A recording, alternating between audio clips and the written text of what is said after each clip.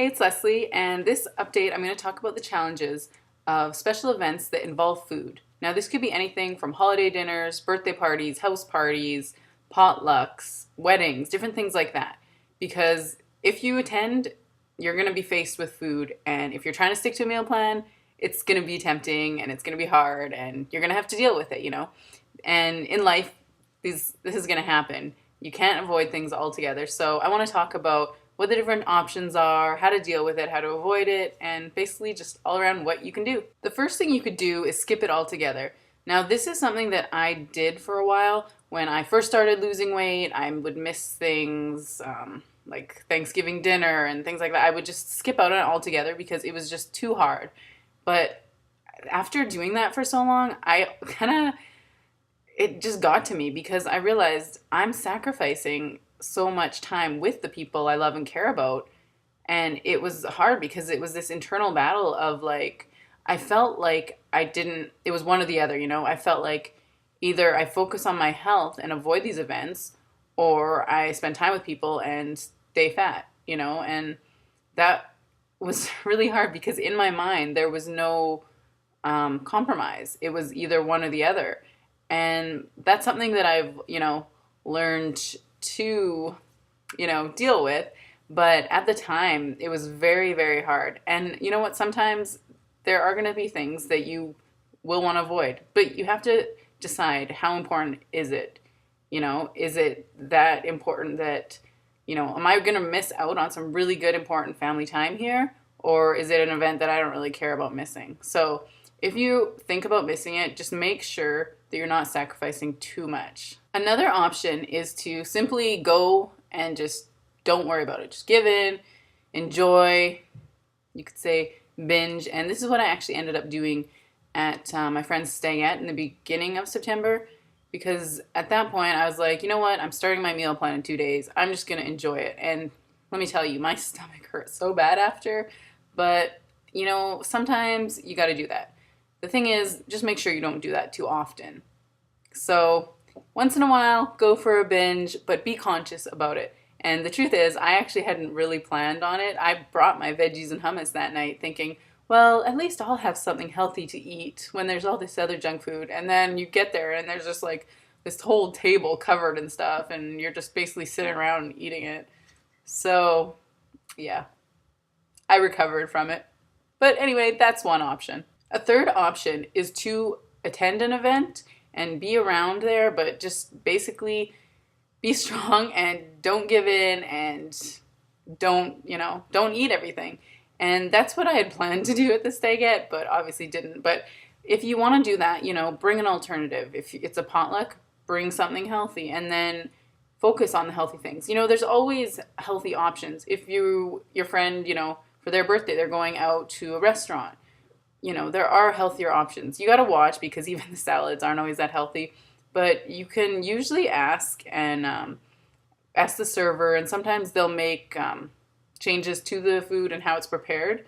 Like maybe they'll steam stuff instead of deep frying it. And so it's important to try to find variations and find healthier alternatives. And another thing that I would do is if I was going to a house party where I knew there would be food and I wanted to attend, but I didn't want to, eat the stuff that was there, I would bring something healthy and I would just eat it basically in the car before going in so that I wasn't hungry, because I found that's one of the worst things you can do is be somewhere where you got temptation right in your face and you're hungry.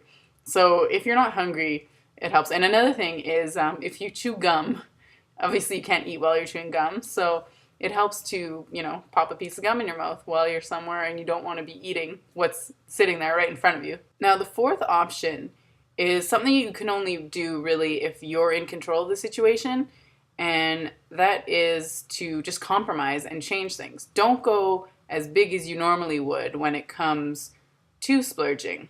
Now, for my example, this week was my birthday, and instead of doing birthday dinners like I normally do, which would include a dessert too, I'm just going for ice cream tonight. That's it. That's my birthday treat. That's my food splurge. And it's enough. And the reason I'm choosing to do this is because, I'm finally getting back on track and losing weight, and I don't want to screw it up. And the thing is, normally for my birthdays, I have at least 2 birthday dinners. So it's it gets out of hand because usually I have one with my parents and then another one with my friends. And I thought, you know what? I don't even want to worry about that. I'm just going to, go for ice cream with my boyfriend and my parents. Then you have some quality time together and still a little treat. But it's not overboard. I mean, obviously, I know ice cream isn't health food, but whatever. It's just one ice cream.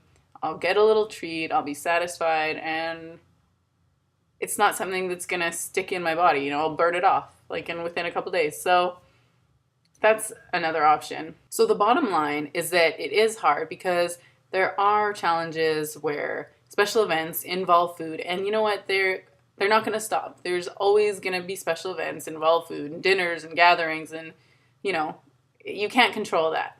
So it's a matter of, I think, knowing your options and really just deciding from event to event what is best for you, and just be careful not to push people away because that's what I was doing for a while, and that's not what I want to do now. I want to find a balance. I want to be able to have time with people without sacrificing my health, basically. So, it's a challenge, but I think we can all do it. This week's health article is Yoga Poses That Turn Back the Clock. I really liked this one because it explains what the certain pose does to benefit your body. It explains how to do it and even has pictures. So I'm very visual and I need pictures, and I like to know why. So I thought it was very thorough, and it's simple enough. There's only, I think, 3. And yoga isn't something that I do on a regular basis, but I think it'd be something that's really good to incorporate because when I have done it in the past, I've really enjoyed it, and I found it just kind of relaxes me and puts me at ease, and it forces you to take, even if it's a couple minutes a day, just to kind of slow down. So I'm going to try to incorporate these 3 moves into my routine, and hopefully it'll help. So check out the link below if you're interested. And for this week's lovely lyrics, I chose Life Ain't Easy by Cleopatra. This is a older band. I don't know when the last time they released a CD, but this was when I was kind of a teen.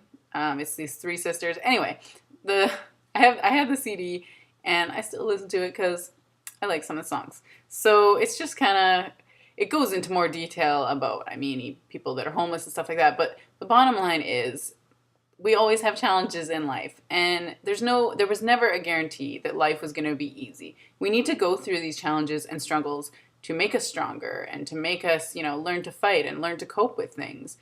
And, in the end, it will pay off. So it's just accepting that it's not easy and stop trying to make it easy and hope it's easy. Because if life was easy, we would never grow. We would never learn anything. So I think it's important to embrace the challenges and see what we can learn. That's it for now. Have a great week. God bless.